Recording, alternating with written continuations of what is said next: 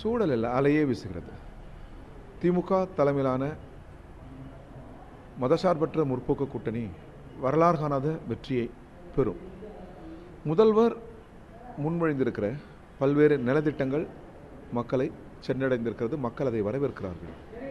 கூட்டணி வலுவாக இருப்பது பெரிய கட்சி முதற்கொண்டு சிறிய கட்சிகள் அனைத்தையும் பிஜேபி அதிமுகவை வீழ்த்த வேண்டும் என்கிற அந்த கொள்கை முடிவில் அணி சேர்த்திருப்பது, அதனுடைய உற்சாகம் தமிழ்நாட்டில் பல்வேறு இடங்களில் நேரடியாக பார்க்க முடிகிறது. 3, தேர்தல் அறிக்கை. திமுகவின் தேர்தல் அறிக்கை மக்களுக்கு ஒரு நம்பிக்கை தருகிறது. அது ஒரு பேசுபொருளாக இருக்கிறது. 4வது, தமிழக மக்கள் அனுபவத்தில் அறிவில் சிறந்தவர்கள். தமிழ்நாடு ஒன்றுபட்டு இருக்க வேண்டும், நல்லிணக்கத்தோடு இருக்க வேண்டும். இதை கெடுக்கிறது பிஜேபி. ஆட்சி அதிகாரத்தில் இல்லாமல் தேர்தல் ஆணையத்தை கொண்டே சட்டத்தை இவ்வளவு மீறுகிறார்கள், அடாவடித்தனத்தில் ஈடுபடுகிறார்கள். இவர்கள் கை ஓங்குவது நல்லது அல்ல என்ற மனநிலைக்கு மக்கள் வந்திருக்கிறார்கள். எனவே எல்லாவற்றையும் விட தமிழ் மக்களின் அந்த ஒற்றுமை பலம், நல்லிணக்க பலம் எங்கள் அணிக்கு தான். எனவே திமுக தலைமையிலான எங்கள் அணி மகத்தான வெற்றியை பெறும். மாநில செயலாளராக தேர்ந்தெடுக்கிறதுக்கு அப்புறம் நடக்கக்கூடிய முதல் தேர்தல். இதுவரையும் இடதுசாரிகள் கட்சிகள் இவ்வளோ குறைந்த எண்ணிக்கையில் போட்டியிட்டாங்க. இந்த முறை ரொம்ப குறைந்த எண்ணிக்கையில் போட்டியிட்டாங்க. கட்சியினர் என்ன சொல்கிறாங்க? தயாராகிட்டாங்க கட்சி? அதெல்லாம் அரசியலாக நாங்கள் இருக்கிறோம். இந்தியாவிலேயே பிஜேபி நாடாளுமன்ற ஜனநாயகத்திற்கு ஆபத்து, சட்டத்தின் ஆட்சி முறைக்கு ஆபத்து. எனவே அதை வீழ்த்த வேண்டும் என்று முதல் தீர்மானத்தை நாங்கள் தான் போட்டோம். இடதுசாரிகள் ஜனநாயக சக்திகள் ஒன்றிணைந்து ஒரு விரிவடைந்த மேடை ஒன்றை உருவாக்க வேண்டும் என்று முதல் தீர்மானத்தையும் கம்யூனிஸ்டுகள் தான் முன்மொழிந்தோம். அந்த வகையில் திமுக ஒரு விரிந்த மேடை அமைத்திருக்கிறது. இந்த மேடை ஜனநாயக மேடை, மதசார்பற்ற மேடை, இந்திய நாடாளுமன்ற விழுமியங்களை பாதுகாத்து அடுத்த தலைமுறைக்கு தருகிற மேடை. எனவே நாங்கள் மிக தெளிவாக இருக்கிறோம். எண்ணிக்கை என்பது எங்களுக்கு குறைந்திருப்பது ஆரம்பத்தில் சோர்வை தந்தாலும் கூட நாங்கள் அதை கடந்து அரசியலாக நிற்கிறோம். தேசத்தின் நலன் எங்களுக்கு மிக மிக முக்கியம். தமிழகத்தில் கம்யூனிஸ்ட் கட்சிகள் வலுவாக இருந்த இடத்துலலாம் இப்போ வலு இழந்து காணப்படுறதா கருதப்படுது. மீண்டும் இந்த உழைக்கும் மக்கள் கிட்ட கொண்டு போய் சேர்க்கறதுக்கு என்னென்ன திட்டங்கள்? இல்லை, இந்தியா முழுவதும் நாடு முழுவதும் நாங்கள் வளர்ந்து வருகிறோம். மிக வலுவாகவே நாங்கள் இருக்கிறோம். சகோதரர் எடப்பாடி அவர்கள் கூட கம்யூனிஸ்டுகள் எங்கே என்று கேட்டார். நான் அப்பொழுது நாங்கள் பதில் சொன்னோம். அவரை சுற்றி இருக்கிற எடப்பாடியிலே நூற்றுக்கணக்கான கிளைகள் எங்களுக்கு இருக்கிறது. நீங்கள் செல்லும் இடமெல்லாம் பாருங்கள், இந்தியாவில் பயணப்படுங்கள். நாங்கள் இல்லாத மாநிலம் எது, மாவட்டம் எது, சிற்றூர் எது? கிளைபரப்பு இருக்கிற ஒரு 100 ஆண்டு கால இயக்கம். பெரிய அளவில் எங்களுக்கு வாக்கு வங்கி இல்லை. சட்டமன்ற நாடாளுமன்றத்தில் நாங்கள் தோல்வி உறுவதால் அந்த இடத்திலிருந்து எங்களை பார்க்கக்கூடாது. மகாராஷ்டிராவில் மார்க்சிஸ்ட் கம்யூனிஸ்ட் கட்சி ஆயிரக்கணக்கான மக்களை திரட்டி ஒரு பிரம்மாண்டமான பேரணி நடத்தியது நீங்கள் அறிவீர்கள். அதே தெலுங்கானாவில் 100 விழாவை பல்லாயிரக்கணக்கான மக்களை திரட்டி இந்திய கம்யூனிஸ்ட் கட்சி ஒரு பேரணி நடத்தியதை நீங்கள் அறிவீர்கள். எங்கேயும் கம்யூனிஸ்ட் பேரியக்கம் உயிராக இருக்கிறது, உயிர் துடிப்போடு இருக்கிறது. இந்த தேர்தல் முறையில் நாங்கள் தோல்வி அடைவதை வைத்து எங்களை நீங்கள் கணக்கிடக்கூடாது. அதிலும் இந்த தேர்தலில் முழு நிறை வெற்றியை நாங்கள் பெறுவோம். இந்த தலைமுறை இளைஞர்கள் வலதுசாரி அரசியல் திராவிட அரசியலையும் அவங்கள மார்க்சிய லெனினிய அரசியலின் பக்கம் திருப்புறதுக்கு உங்ககிட்ட என்ன மாதிரியான செயல் திட்டங்கள்? வலதுசாரி அரசியல் ஆபத்து, திராவிட அரசியல் ஆபத்து அல்ல.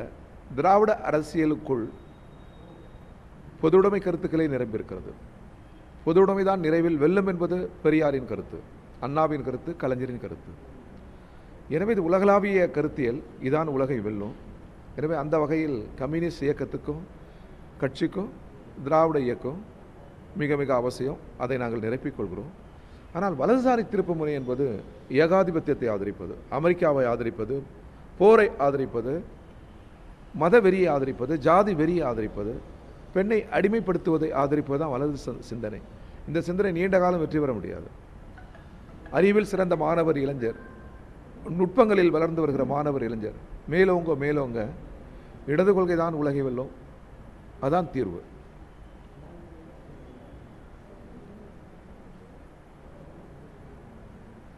திமுக கூட்டணியில் நீண்ட நாளாக பயணிக்கிறீங்க. அந்த ஆட்சியிலும் பங்கு, இதை பற்றி நீங்கள் என்ன நினைக்கிறீங்க? கம்யூனிஸ்ட் கட்சி ஆட்சியில் பங்கு என்று எந்த கொள்கை முடிவும் நாங்கள் ஒக்கவில்லை. நாங்கள் சில இடங்களில் தொகுதி உடன்பாடு கண்டு நாங்கள் போட்டியிடுகிறோம். 5 இடங்களில் எங்களை திமுக தோழமை கட்சிகள் ஆதரிக்கும், மற்ற இடங்களில் அவர்களை நாங்கள் ஆதரிப்போம். இது தொகுதி உடன்பாடு. கேரளா போல் ஒரு கூட்டணியை நாங்கள் அமைக்கவில்லை, அந்த கூட்டணியில் நாங்கள் இடம்பெறவில்லை. அங்கே இடதுசாரி ஜனநாயக LDF இருக்கிறது, அதுபோல் இல்லை. எனவே நிபந்தனையற்ற ஆதரவை திமுகவுக்கு தருவோம். திமுகவின் வெற்றிக்கு நாங்கள் பாடுபடுவோம், தோழமை கட்சியின் வெற்றிக்கு நாங்கள் பாடுபடுவோம். எங்கள் நோக்கம், குறிக்கோள் பிஜேபி அதனுடன் அணி சேர்ந்திருக்கிற கட்சிகளை தோற்கடிப்பது. ஆட்சியில் பங்கு அப்படின்றது அதிகாரத்தில் பங்கு இல்லாமல் நம்ம ஒரு பங்களிக்கிறோம் அப்படின்றது தான். இப்போ உங்களோட சேர்ந்து நாங்களும் எங்களுடைய பங்களிப்பை செலுத்துகிறோம். அப்படி செலுத்தும் போது உள்ளாட்சிகளில், ஊராட்சிகளில் நம்மளால் இன்னும் சிபிஐ போன்ற இப்போ மக்கள் நலம் கொண்ட ஒரு ஆட்சி அப்படின்னும் போது அவங்க அதிகாரத்தில் இருக்கும்போது இன்னும் சிறப்பாக அந்த செயல்திட்டங்களை செய்ய முடியும் இல்லையா? இது ஒரு அதிகார பகிர்வுன்றதை தாண்டி நம்மளுடைய பங்களிப்பு சார்ந்த ஒரு விஷயம் இல்லை. அது தவறில்லை. நீங்கள் சொல்கிற அதிகாரம் பகிர்ந்து கொள்வது தான் ஜனநாயகத்துக்கு முழு வடிவம். அதிகாரம் ஒரு இடத்தில் குவிந்து விடக்கூடாது.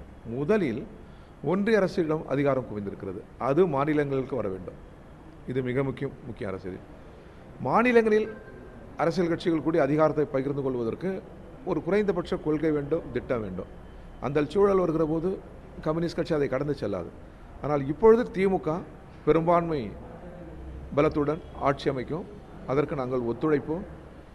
இந்த தேர்தலில் எங்கள் நோக்கமே பிஜேபியை வீழ்த்துவது தான். மீண்டும் மீண்டும் அழுத்தமாக சொல்கிறோம், பிஜேபியை வீழ்த்தணும், அதனுடன் அணி சேர்ந்திருக்கிற கட்சிகளை வீழ்த்த வேண்டும் என்பதுதான் எங்கள் நோக்கம். இப்போ நடிகர் விஜய் தாவேக கட்சியை தொடங்கியிருக்காரு. இந்த ஒரு குறிப்பிடத்தக்க வாக்கை அவர் பெறுவாங்க அப்படின்ற ஒரு கருதப்படுது. இயல்பாக வரக்கூடிய கருத்து கணிப்புகள் எல்லாத்துலேயுமே ஒரு குறிப்பிட்ட அளவு வாக்கை இது பண்ணுவாங்க. இப்போ முக்கியமாக திமுக பின்னாடி இருக்கக்கூடிய, திமுக கூட்டணி கட்சிகள் பின்னாடி இருக்கக்கூடிய இளைஞர்களுடைய வாக்குகளையும் அவர் பெறுறதுக்கான அதிகப்படியான வாய்ப்பு இருக்குது அப்படின்னு சொல்கிறாங்க. அது எந்த அளவுக்கு அந்த கணிப்பு தவறு, பிழை.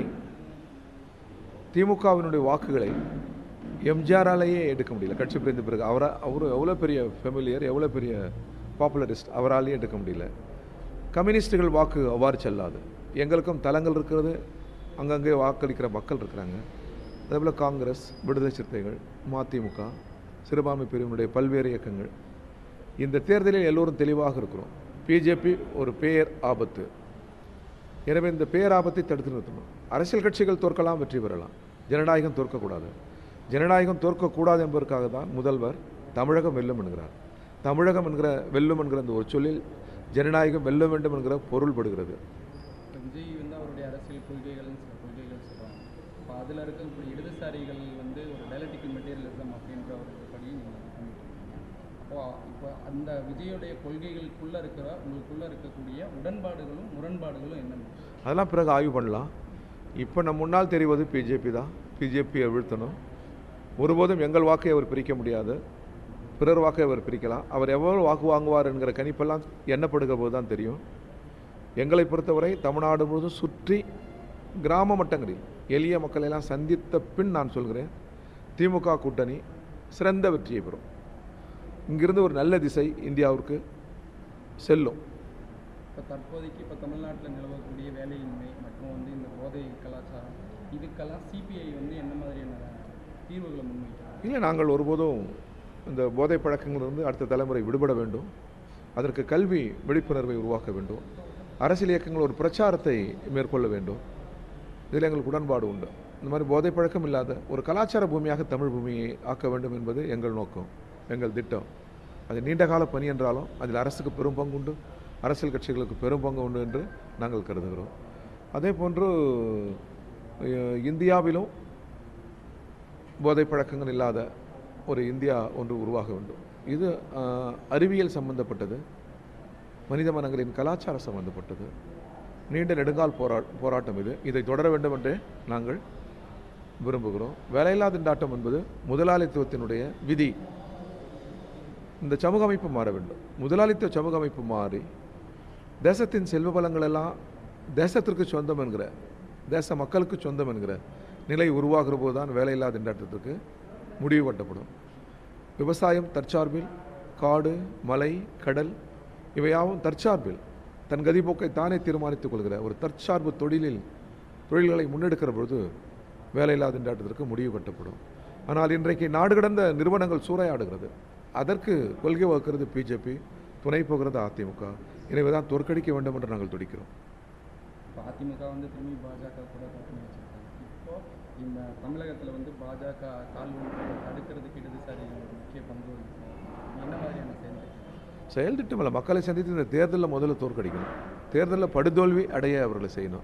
இப்போ கூட சகோதரர் எடப்பாடி என்ன சொல்கிறார், இது நம்ம எடப்பாடி என்ன சொல்கிறாருன்னா, இப்போ சமீபமாக நேற்று நடந்த கூட்டத்தில் கூட எடப்பாடி அவர்கள், சகோதரர் எடப்பாடி அவர்கள் சொல்லுவது, எங்களுக்கும் பிஜேபிக்கும் தொகுதி உடன்பாடு தான், கூட்டணி தான், இது கொள்கை கூட்டணி இல்லைங்கிறாரு. அப்படின்னா அப்புறம் தேசிய குடியுரிமை சட்டம் வந்தபோது ஏன் நீங்கள் ஆதரிச்சிங்க?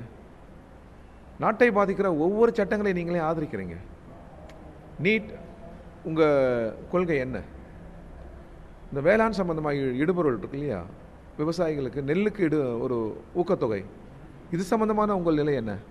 நிதியமைச்சர் கூடாது என்கிறார், வாய் திறந்து நீங்கள் சொல்லுவீங்களா? கல்விக்கு நமது மொழிக் கொள்கையில் உங்கள் நிலை என்ன? அதை ஓங்கி சொல்லுங்கள். இப்போ நீங்கள் வந்து நாட்டை பாதிக்கிற மிக மிக ஆளுநர் சட்டமன்றத்தின் இறையாண்மையில் இப்படி குறுக்கெடுக்கிறார், உங்கள் கொள்கை என்ன? எனவே நீங்கள் பேசுகிறீங்க, நமக்கு மக்கள் வாக்களிக்க மாட்டார்கள், நாம் தோல்வியடைந்து விடுவோம் என்பதற்காக பேசப்படுகிற பேச்சு அது. அப்படின்னா கொள்கை என்று வருகிறது நாடாளுமன்றத்தில் நீங்கள் எதிர்த்திருக்கணும் இல்லை? நாட்டையே பாதிக்கிற அங்கெல்லாம் நீங்கள் ஆதரித்து விட்டு இப்பொழுது நீங்கள் பேசுவது தேர்தல் தோல்வியை காட்டுகிறது. மக்களுக்கு தெரியும், மக்கள் மிக சரியான பாடத்தை அதிமுகவிற்கு அளிப்பார்கள், பிஜேபி கூட்டணிக்கு அளிப்பார்கள். ஆமாங்க, ஒரு தரப்பு வந்து சென்சார் போர்டு வெளியிடுச்சுங்கிறாங்க, ஒரு தரப்பு இல்லை விஜய் டீமே பண்ணுறாங்க. இது யார் மேலே தவறுன்னு கருதுறீங்க? சார், உலகமே பற்றி அறிகிறது வளைகுடா போரில். அரசியல் கட்சி தலைவர்கள் அடுத்த தலைமுறை அதை பற்றி குரல் எழுப்பணும் சார். உலக பார்வை கொண்ட நாடு தமிழ்நாடு, தமிழ் மக்கள். யாதும் ஊரே யாவரும் கேளீர், வேறுள்ள குழுவையெல்லாம் மானுட வென்றதம்மா என்கிற சொல் பிறந்த மண் நம் மண். யுத்தத்தை நிறுத்து, அமைதி தவழட்டும். அங்கே செத்து முடிவு, ஆயிரக்கணக்கான மக்கள் செத்து முடிகிறார்கள். இது அரசியல். இங்கே பிஜேபி வந்து இந்த தேர்தல் ஆணையத்தை எப்படி முடக்கிறாங்க, இதற்கு எதிராக முழங்குவது அரசியல். நமது ஒருமைப்பாடு நம்முடைய அரசியல். உங்கள் திட்டங்களை சொல்லுங்கள், அது அரசியல். விமர்சனம் செய்யுங்கள், அது அரசியல். ஆனால் இடையில திரைப்படத்தை கொண்டு வந்து விட்டு பெரிய தேர்தல் நடைபெற்றிருக்கிற போது இதுக்கு மேலே கருத்தை சொல்லுங்கன்னு திசை திருப்பினீங்களா, இதான் ஆபத்துன்றது. இன்னும் அரசியல் அடி எடுத்து வைக்கணும்னு சொல்கிறது. இதுவாக இன்றைக்கு நாட்டு பெரிய பிரச்சனை. ஆயிரக்கணக்கான திரைப்படங்கள் இருக்குது, அதனால் இது எளிதில் கடந்து போகலை. சட்டப்படியான நடவடிக்கைகள் வேண்டும், சட்டத்தை யாரும் மீறக்கூடாது என்பதுதான் நிலை. ஆனால் இதுவல்ல பேசுபொருள். பேராபத்து ஒன்றிய அரசு, நமது கீழடி, உலகத்திலே தலை சிறந்த நாகரிகத்தை கொண்ட தமிழ்நாடு. கீழடி என்பது சாதாரணமானதல்ல. சுமேரிய நாகரிகத்தை விட, கிரேக்க நாகரிகத்தை விட, உலகத்தின் பாரசீக நாகரிகத்தை விட, அந்த நாகரிகம்லாம் சிறப்பு தான். அதற்கு நிகரான நாகரிகத்தை கொண்ட நாடல்லவா தமிழ்நாடு. அதனுடைய சிறப்புகள் வெளியில் கொண்டு வரதுல உங்களுக்கு என்ன தயக்கம்? ஏன் தடுக்கிறீங்க? நீங்கள் யார்? நீங்கள் அப்போ ஒரு மாநிலத்தினுடைய சிறப்புகளை கூட நீங்கள் ஏற்க மறுக்கிறீங்க. அப்படின்னா இதான் அரசியல். கேரளாவில் வந்து ஆமாங்க, மீண்டும் எல்டிஎஃப் வந்து அந்த ஆட்சி அமைக்கும் என்பதுதான் கருத்து கணிப்பு, மக்களின் கணிப்பு. ஆட்சி அமைய வேண்டும். எல்டிஎஃப் செய்த தீமை என்ன?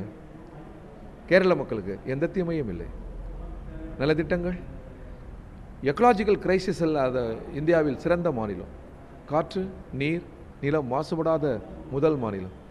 அதிகாரத்தை மேலிருந்து கீழே கிராம அளவுக்கு இறக்கி கிராம அளவுக்கும் அதிகாரத்தை பரவலாக்க செய்த மாநிலம் கேரளா. எல்டிஎஃப், மீண்டும் எல்டிஎஃப் வெல்ல வேண்டும் என்பதுதான் கேரள மக்களின் விருப்பம், தமிழ் மக்களின் விருப்பமும் கூட. அந்த விருப்பம் நிறைவேறுவது நல்லது. கேரளாவும் தமிழ்நாடும் எடுத்துக்காட்டாக இருக்குதுங்க. மதவாத அரசியலை எதிர்ப்பதில்லை, ஒன்றிய அரசின் அதிகார குவியலை எதிர்ப்பதில்லை, நல்லிணக்கத்துக்கு ஆதரவு அளிப்பதில்லை. தமிழ்நாடு வழிகாட்டுகிறது, கேரளமும் வழிகாட்டுகிறது. ரெண்டு மாநிலமும் மிக சிறந்த பங்காற்றுகிறது. இங்கே திமுக தலைமையால் எங்கள் கூட்டணி வெற்றி பெற வேண்டும், அங்கே எல்டிஎஃப் வெற்றி பெற வேண்டும். இதான் பகுத்தறிவாளர்களின், ஜனநாயக சிந்தனையுள்ளவர்களின் விருப்பமாக இருக்க முடியும்.